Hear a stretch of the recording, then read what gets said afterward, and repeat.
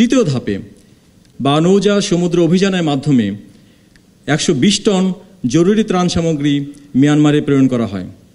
এর ফলে বাংলাদেশ হতে প্রেরিত মোট ত্রাণ সহায়তা দাঁড়ায় 151.5 মেট্রিক টন, যা মিয়ানমারের দুর্যোগ পীড়িত অঞ্চলে বিশ্বের অন্যান্য রাষ্ট্র হতে প্রেরিত ত্রাণ সহায়তার মধ্যে অন্যতম সর্বোচ্চ।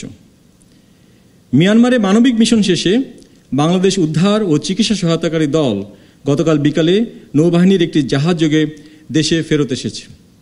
সে দলের প্রতিটি সদস্য আজ এই অডিটোরিয়ামে আমাদের মাঝে উপস্থিত আছেন। আমরা সশস্ত্র বাহিনী তথা এদেশের প্রতিটি নাগরিকের পক্ষ থেকে তাদেরকে জানাই সুস্বাগতম। মোতায়েনকালীন সময়ে বাংলাদেশ উদ্ধারকারী দল মিয়ানমারের নেপিডো শহরে অনেকগুলো গুরুত্বপূর্ণ উদ্ধার কার্যক্রম পরিচালনা করে।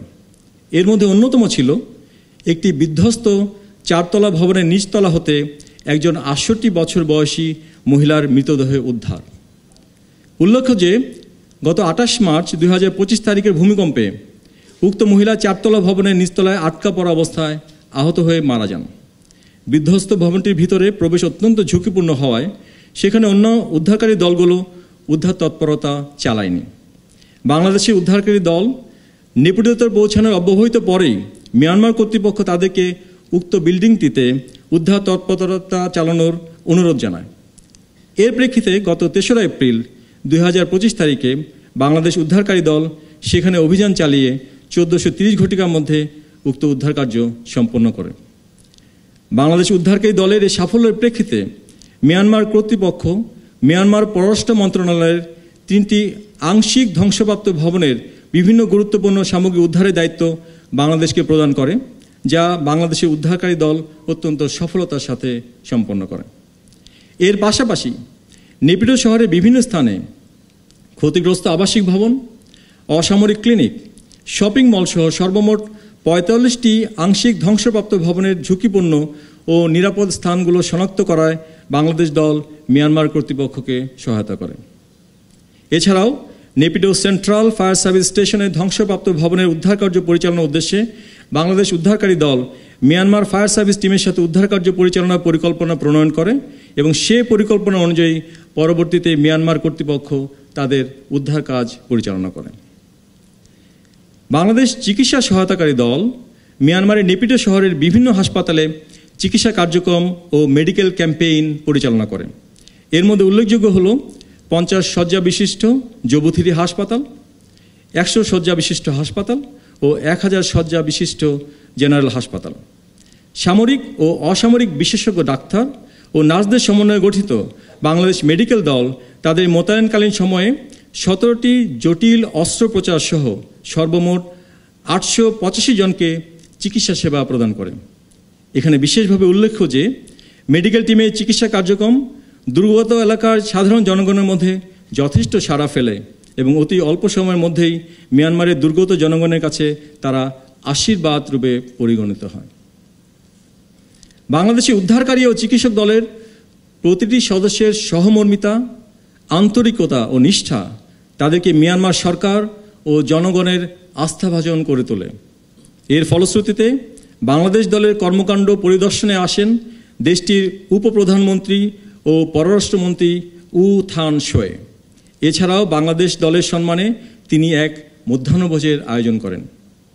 এর পাশাপাশি বাংলাদেশ দলের সাথে বিভিন্ন সময় দেশটির গুরুত্বপূর্ণ জনপ্রতিনিধি ও বিভিন্ন সংস্থার উচ্চ পদস্থ ব্যক্তিবর্গ উদ্ধার ও চিকিৎসা সহায়তার পরিকল্পনা ও সমন্বয় সংক্রান্ত বৈঠকে অংশগ্রহণ করেন।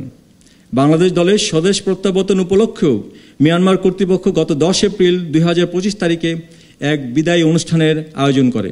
সেই অনুষ্ঠানেও মিয়ানমারের vice chairman of the state council and deputy commander of Myanmar defence services vice senior general sow win এর পাশাপাশি union minister for home affairs, minister of health and sports সহ আরও অনেক উচ্চ পদস্থ কর্মকর্তাগণ উপস্থিত ছিলেন।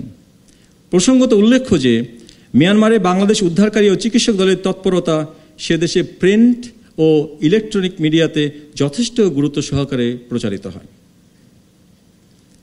আমরা সশস্ত্র বাহিনী তথা দেশবাসীর পক্ষ থেকে বাংলাদেশ দলের প্রত্যেক সদস্যকে জানাই আমাদের আন্তরিক ধন্যবাদ ও কৃতজ্ঞতা।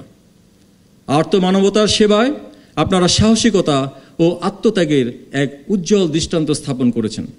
সমগ্র জাতি আজ আপনাদের নিয়ে গর্বিত। এই মানবিক মিশনকে সফলকাম করতে যারা সহায়তা করেছেন তাদের সবাইকে, বিশেষ করে প্রধান উপদেষ্টার কার্যালয়, মিয়ানমারে অবস্থিত বাংলাদেশ দূতাবাস, পররাষ্ট্র মন্ত্রণালয়, স্বাস্থ্য ও পরিবার পরিকল্পনা মন্ত্রণালয়, দুর্যোগ ও ত্রাণ ব্যবস্থাপনা মন্ত্রণালয়, বাংলাদেশ রেড ক্রিসেন্ট সোসাইটি, বিভিন্ন সামরিক ও অসামরিক সংস্থাকে আমরা আমাদের আন্তরিক কৃতজ্ঞতা জ্ঞাপন করছি। বাংলাদেশ সশস্ত্র বাহিনী বিশ্বাস করে মিয়ানমারের ক্রান্তিকালে বাংলাদেশ সরকারের প্রেরিত মানবিক সাহায্য এবং বাংলাদেশ উদ্ধারকারী ও চিকিৎসক দলের মানবিক কার্যক্রম বাংলাদেশের জনগণের প্রতিবেশীর প্রতি সহানুভূতিশীল আচরণ এবং আমাদের জাতীয় মূল্যবোধ ও সংস্কৃতির পরিচায়ক। দুই প্রতিবেশী দেশের ভ্রাতৃত্বের বন্ধন সুদৃঢ়করণ, আস্থা ও বিশ্বাসের উন্নয়নে বাংলাদেশের এই পদক্ষেপ গুরুত্বপূর্ণ ভূমিকা পালন করবে।